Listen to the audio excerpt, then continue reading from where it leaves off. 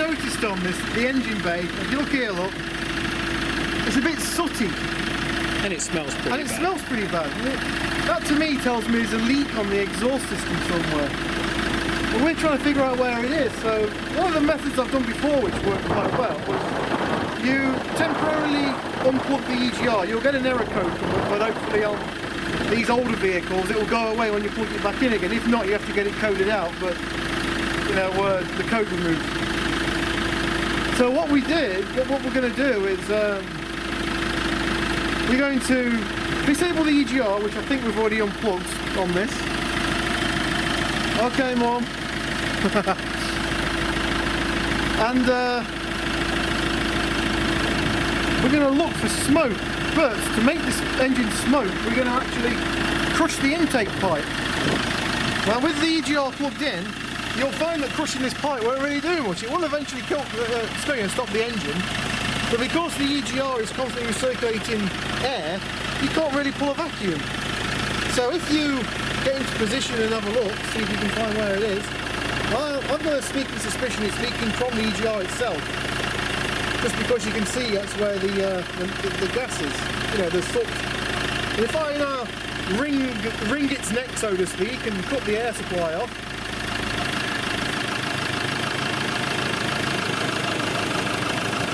yeah, you can really see it's coming from there. If you go down there, I bet you'll see it better. Get the camera through the gas in. Zoom it in on that flange. I bet you know that's where it's coming from, isn't it? That's where it's coming from, isn't that flange? Just a sec, it's got to focus. Don't zoom it too far in. The focus is getting annoying on that. Go on. Yeah.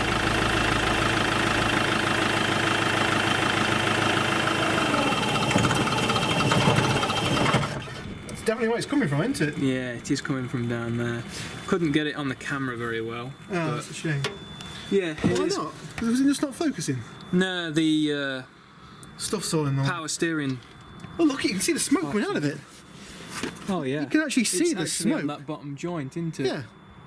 God, it's a right leak on it. Yeah, I thought it was, because it smells literally like the exhaust's venting straight into the bloody cab. A vice-like grip can stop stall the engine. I didn't mean to do that actually. It just sort of did it. Oh, there you go. See if it starts back up again. Watch it purge all the smoke out. Yeah. The exhaust you want to look at. Starved air diesel startup. Let's see what it does. There's a bit. A little. Yeah, not bad. Very clean running van this Very is. clean running van. Yes, we've got access to this side. Sadly we've not got the sliding door now, but well, we'll just have to do everything from this driver's door and the rear doors. And of course the anti-shudder valve's not working anymore because the EGR's unplugged. Who needs that? We've got a check engine light as well now. Yeah, that's it. Check engine light. It's only because it's still unplugged though. Yeah. What if the door actually locks? Nope. Not with that one. Oh! That's a locking door. Nice. Nice key, nice and straight. We've got a whole new lock set for this thing, so yeah. The van came with 3 keys as standard, and a whole lot more work here.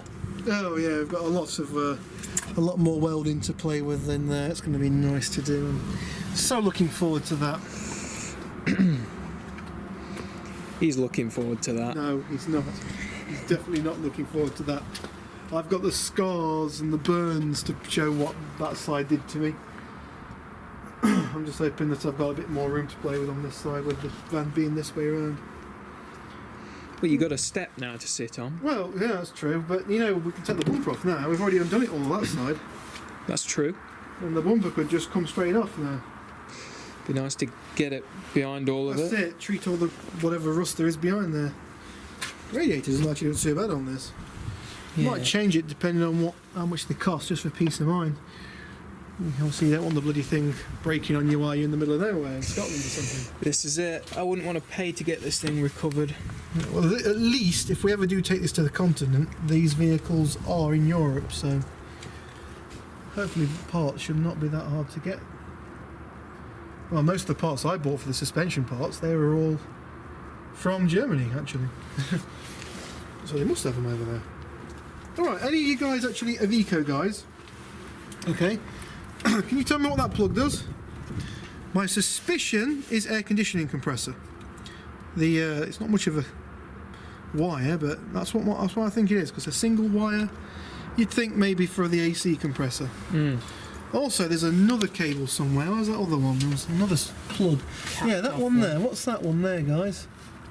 One's an earth, and the other one is I know it's an earth because it's a brown wire. A green wire. There is actually a label wrapped around it, but maybe not. Maybe it's just tape. So yeah, what's that? Also, what's that one? All these extras we have. All these extras we don't have. Also, is that where the connection is to your evaporator on your air conditioning models? Yeah, is that your air conditioning input? Because we wouldn't mind retrofitting it to this. It'd be nice. If it's easy to do. I don't actually mind ripping the dash out again to do it. It's just Not to get glorious air conditioning. Oh yeah, that's it, yeah. Get aircon, it'd be beautiful.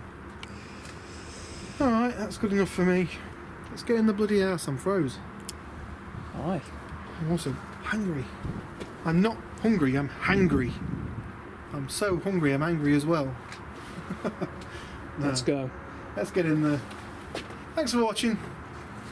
Cheers. Peace out. Bye.